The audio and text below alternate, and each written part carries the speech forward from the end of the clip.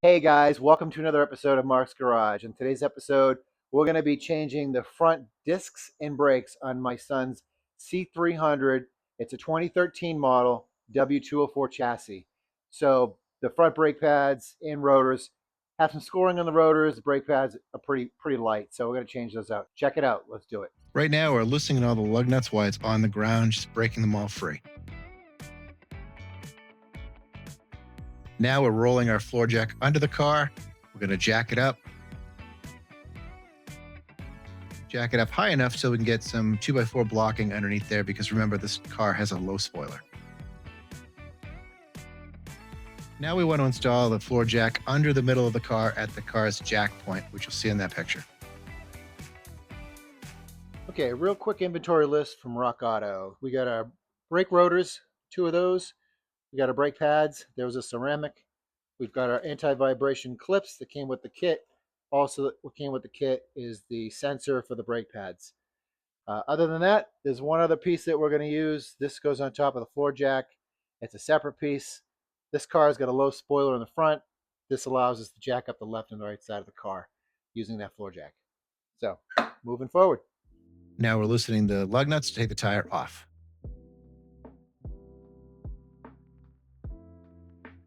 Remove the brake caliper cover.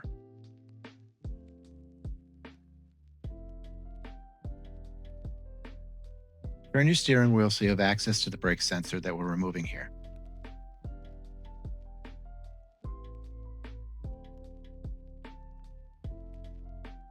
Now, using a 13mm wrench or socket, break these free and remove them.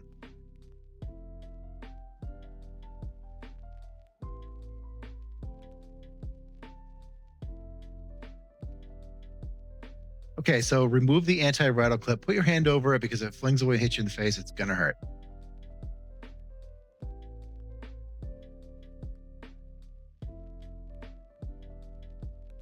Let's pull the brake caliper off. Be ready for it. It is heavy.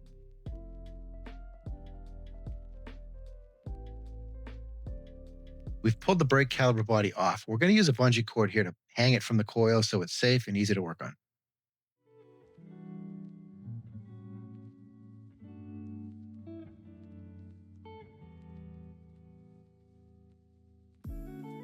Using an 18mm socket or wrench, remove the brake frame assembly.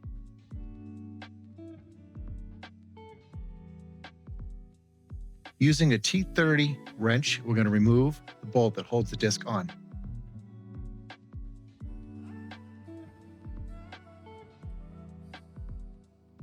Use 2 hands to firmly pull off the disc. You may need to use a hammer or a mallet. All right, just as a side-by-side example, new rotor to old rotor.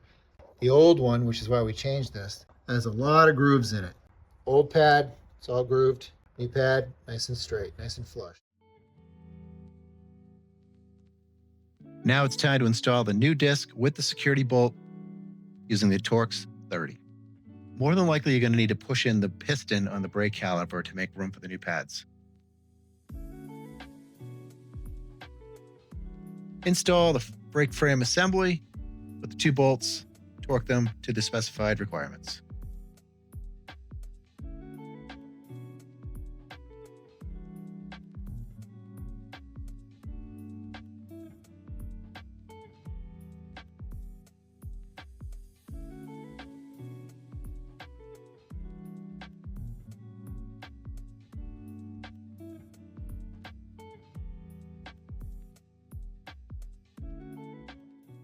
Apply grease on the part of the brake pad that hooks around the bolts so they can slide freely.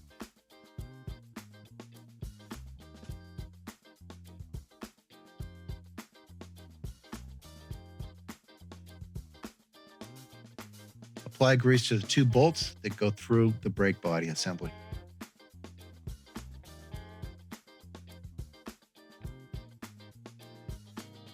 Install the brake pads into the caliper assembly. You will need to press them in with a little bit of force.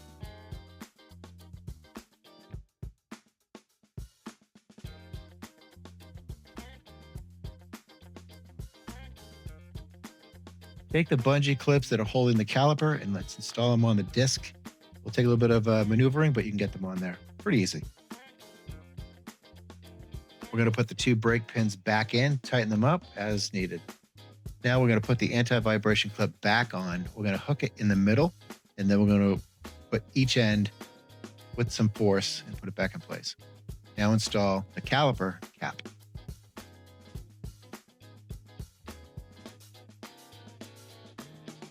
I did forget to show you the brake sensor installation, so at this point, put that back in. Just be careful with it.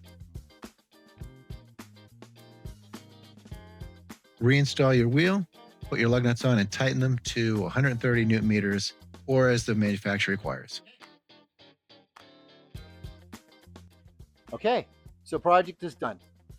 We changed out the brake pads, the discs. We took it for a test drive. It really feels good. Project successful.